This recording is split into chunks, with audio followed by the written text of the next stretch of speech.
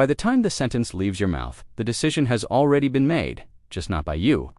The criminal's brain is racing through probabilities faster than you can consciously process fear. This is the moment where escalation either dies quietly or turns dangerous. And what decides it is not bravery, strength, or dominance. It's whether you just removed yourself from their control loop. Criminals don't think in terms of good or evil. They think in terms of control and exposure. The moment they approach you, they begin building a mental map. How much resistance, how much noise, how much time, how many unknowns. Their confidence grows or collapses based on how that map fills in. This is why escalation is almost never emotional for them. It's logistical. Most people assume criminals escalate when they feel disrespected. That's wrong. Criminals escalate when they believe control is still possible, when they believe they can push one step further without consequence. Your job is not to confront that belief head-on. Your job is to quietly remove the conditions that make escalation profitable. The sentence that makes criminals back off does exactly that. It does not say, "I'm not scared." It does not say, "Leave me alone." It does not say, "I'll call the police." Those sentences invite challenge, negotiation, or dominance testing. Instead, the sentence signals something far more unsettling. This interaction is already over, and you are late to realize it. Here's the structure criminals recognize instantly. First, it contains clarity. No hesitation, no verbal padding, no emotional leakage. Criminals are experts at detecting uncertainty. Even a half-second delay can signal fear. The sentence lands cleanly. Second, it contains finality, not firmness. Finality. There is no opening for follow-up, no space for why, or just a second. Criminals look for cracks. This gives them none. Third, and this is the most important, it introduces social risk without accusation. This is the part most people get wrong. If you accuse a criminal, you corner them psychologically. Cornered people escalate. But if you imply awareness without accusation, you force them to imagine consequences without triggering defense. Criminals fear imagination more than threats, because imagination creates unknowns. They start asking themselves questions they don't want to answer. Who else noticed this interaction? How would this look if it went wrong? Is this person more trouble than expected? The sentence doesn't say any of that. It lets their mind do the work.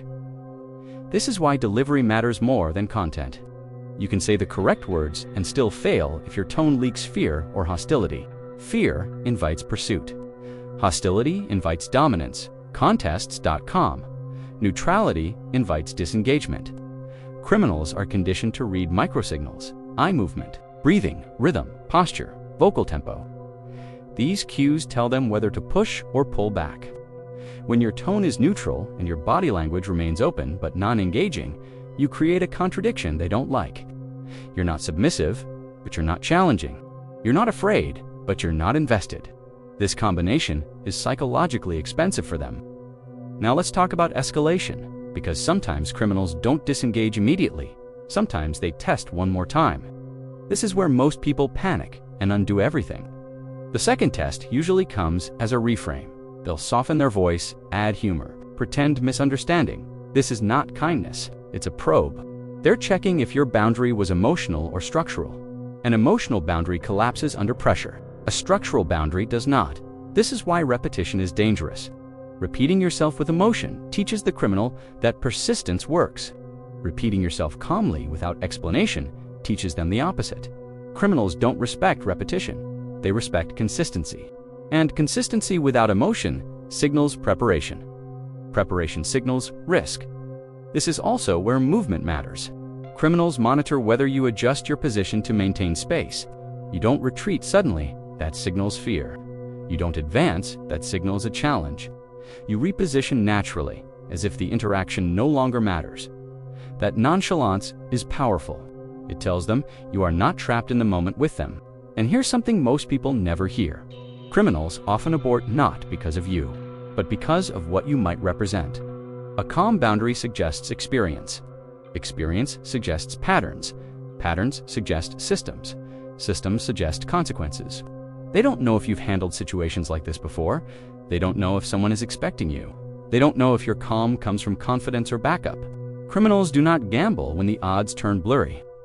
Now let's talk about the biggest mistake people make after learning this. They try to memorize a sentence instead of understanding the principle. The sentence works because it removes you from the criminal's script. If you deliver it mechanically, without understanding why it works, you risk sounding rehearsed, and rehearsed behavior invites testing. The principle is this: you are not refusing the person, you are refusing the interaction. That distinction matters. Refusing the person is personal. Refusing the interaction is procedural. Criminals are not offended by the procedure, they're obstructed by it. This is why people who work in high-risk environments, investigators, clinicians, experienced security personnel, often appear unremarkable. They're not intimidating, they're not aggressive, they're procedurally unavailable. They don't give criminals anything to work with. And here's the final layer most people never consider. Criminals remember. They remember resistance patterns. They remember faces that cost them time. They remember interactions that felt off. This is why surviving one encounter doesn't just protect you in the moment. It reshapes how your perceived long-term predators share information indirectly through behavior. Areas, body language, target selection. When someone consistently signals non-participation, they become invisible to that ecosystem, not feared, avoided. That's the real goal. Not dominance, not bravery, not confrontation, invisibility. This is how criminals back off. Not because you overpowered them, but because you made yourself expensive. Because awareness doesn't shout. It isn't threatening. It simply refuses to play along. And criminals understand that better than anyone. Ever been in a situation that just felt off? That gut feeling that something isn't right? Today, we're re-diving deep into the psychology of criminal deterrence and how you can use specific communication techniques to de-escalate and dissolve a potentially predatory interaction. This isn't about physical self-defense, it's about the power of your words and your presence. Let's start with a concept called utility scanning. When a potential predator is looking for a target, they're not just picking randomly. They're scanning for someone who offers high utility with low risk. High utility means they believe you have something they want, whether it's money, compliance, or something else. Low risk means they think you'll be an easy target, someone who won't fight back, won't draw attention, and won't be able to identify them later. Their goal is to get what they want with the least amount of trouble. So, our goal is to make ourselves a higher risk, low utility target. Now, how do we do that? This is where many people's natural instincts can, unfortunately, work against them. A common reaction to a stranger trying to engage you is to be polite, maybe even apologetic. You might say, "I'm so sorry, I can't help you, I'm late for a meeting." You're trying to be nice, to smooth over the social awkwardness. But to a predator, this over-explaining and apologizing signals compliance and a desire to please. You're giving them information that you're flustered, that you're trying to avoid conflict, and that you're on a specific schedule. It makes you predictable. It actually increases your utility to them because you've just shown you a cooperative person who follows social rules. Instead, we need to flip the script. The single most powerful tool you have in these moments is to be boring. A predator is looking for a reaction. They want fear, they want anger, they want compliance. Being boring denies them all of it. A boring target is someone who doesn't engage, doesn't offer information, and doesn't show emotion. You become a puzzle they can't solve, a wall they can't climb. This dramatically increases the risk for them because your behavior is unpredictable. You're not playing their game. So how do you be boring? It's about breaking their social script. They approach you with a story, a question, a request. They expect a certain range of responses. Your job is to give them none of those. Imagine someone approaches you and says, "Hey, can you help me? My car broke down and I just need a little money for the bus." Instead of apologizing or explaining, you can simply say, "No." Just no, no emotion, no explanation, just a flat statement. Or you could use a non-engaging phrase like, "I can't help you with that." Repeat it like a broken record if you have to. This technique is called a stuck record or interactional termination. You're not entering a negotiation. You're not explaining your reasons. You are simply ending the interaction. The key is your tone and body language. You should be calm, firm, and detached. Not aggressive, not scared, just neutral. Think of yourself as a gray rock, uninteresting, unmovable. Your posture should be upright, your gaze steady but not challenging, and your voice should be level. Let's walk through an example. Someone tries to stop you on the street asking for the time. This can be a pretext to get closer and assess you. Instead of looking at your phone or watch, which makes you vulnerable and shows you have valuables, you can just keep walking and say, "I don't have the time," without breaking stride. You haven't engaged. You haven't revealed anything. You've made it clear you are not a potential target. You've become low utility and high risk. They don't know what you'll do next, and it's not worth their time to find out when there are easier targets available. Another powerful way to break the script is with a completely unexpected non sequitur response. If someone asks for money, you could look at them blankly and say, "The sky is blue today." It's so out of context that it can momentarily short-circuit their thought process. It signals that you are not operating on the same social wavelength, making you unpredictable and therefore risky. It shows you're not falling for their story. The goal of all these techniques is to terminate the interaction as quickly and safely as possible. You want them to disengage and move on. Remember, a predator is a hunter, but they're an opportunistic one. They're looking for the easiest meal. By being a boring, non-compliant, and unpredictable person, you are signaling that you are not that easy meal. You are not worth the risk. This isn't about being rude or unkind in your everyday life. This is a specific strategy for a specific type of situation where your intuition is screaming that something is wrong. Trust that gut feeling. You don't owe strangers a conversation, an explanation, or even politeness if you feel unsafe. Your safety is your priority. By understanding the psychology of a predator, you can use their own evaluation process against them. Be the boring target. Be the gray rock. Be the person they decide to walk away from. If you found this information helpful, please give this video a like and subscribe for more content on personal safety and practical psychology. And share this with someone you care about. Knowledge like this can make a real difference. Thanks for watching, and stay safe out there. You feel it before you understand it. The air changes. A stranger steps just a little too close. Not aggressive, not obvious, just close enough that your body tightens before your mind catches up. Your heart rate spikes, but your face stays neutral. He asks something simple, a question that doesn't matter. And right now, you don't realize that this is the moment that decides everything. Because criminals don't attack when you look afraid. They attack when you respond the wrong way.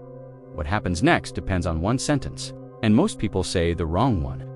If you love criminology and real criminal psychology like this, hit subscribe right now so you don't miss what's coming next.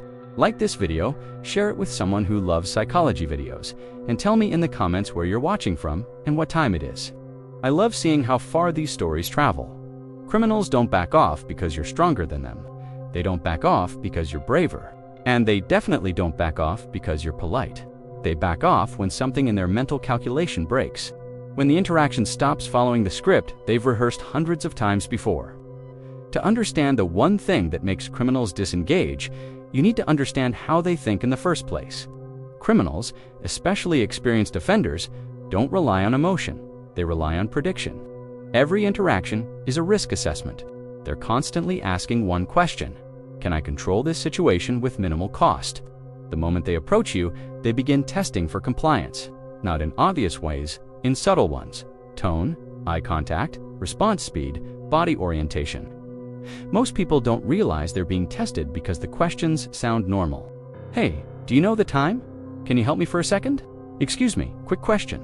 These aren't requests for information, they're probes. When you respond quickly, politely, and without boundaries, the criminal's confidence increases. Not because you're weak, but because you're predictable. Predictability is gold to a criminal. It means fewer surprises, fewer risks, more control. Most victims unknowingly signal compliance in the first 5 seconds. They lean in, they soften their voice, they apologize before they're even asked. They try to be helpful. In normal society, these are positive traits. In criminal psychology, they're green lights. But then something interesting happens when the wrong response appears. Experienced criminals are hypersensitive to social friction. Anything that introduces uncertainty raises risk. They don't want chaos, they don't want attention. They don't want unpredictability. They want smooth, controllable interactions that go exactly as expected. This is why the sentence that makes criminals back off is not aggressive. It's not threatening. It's not loud. In fact, when done correctly, it's calm, boring, and socially awkward. And that's exactly why it works. Criminals rely on social norms to trap you. Politeness, cooperation, fear of being rude. The moment you break that rhythm without escalating, their mental model collapses. Their brain has to recalculate, and recalculation means delay. Delay means exposure. Exposure means risk. Think about it from their side. They approach expecting one of three responses: fear, politeness, or confusion. They are prepared for all three. What they are not prepared for is calm refusal paired with social clarity. When someone responds with a sentence that signals boundaries, awareness, and non-compliance without emotion, it triggers uncertainty. The criminal doesn't know if you're trained. They don't know if you're being watched. They don't know if you're connected to someone nearby. And criminals hate not knowing. Here's the critical part most people miss. Criminals don't leave because you scared them. They leave because you made the situation inefficient. Efficiency is everything. Time is risk. Attention is risk. Emotional escalation is risk. A single sentence that forces them to think instead of act is often enough to make them disengage and look for an easier target. This is why victims who survive often say the interaction felt off before anything happened. Something small disrupted the flow. Something didn't go as planned. The one thing criminals are listening for is not confidence, it's non-participation. When you say something that removes you from their script, you remove their leverage. You're no longer playing the role they assigned you. And without a role, the criminal has no control. This doesn't mean being rude. It doesn't mean explaining yourself. Explanation is compliance in disguise. Criminals love explanations. Explanations invite conversation. Conversation invites influence. The sentence that makes criminals back off is short, closed, final. It signals that you are not available, socially or psychologically. And here's what makes this so powerful. When delivered correctly, it doesn't escalate the situation. It de-escalates it for you, but it escalates risk for them. Criminals don't want witnesses. They don't want misunderstandings. They don't want scenes. They want smooth exits. When you calmly assert a boundary without fear, apology, or hostility, they often disengage instantly because the cost-benefit equation flips.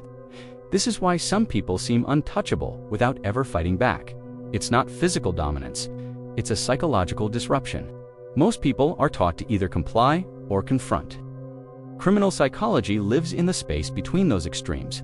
Calm refusal is foreign territory for predators. It doesn't give them energy. It doesn't give them emotion. It doesn't give them access. And here's the most disturbing part. Once you know this, you start seeing how often criminals try and fail with people who unconsciously signal boundaries. These people don't look tough. They look ordinary. But their behavior communicates something dangerous to predators. This interaction will cost you now. We're going to break down the exact wording, tone, and delivery of the sentence that flips the power dynamic, and why saying it wrong can actually make things worse.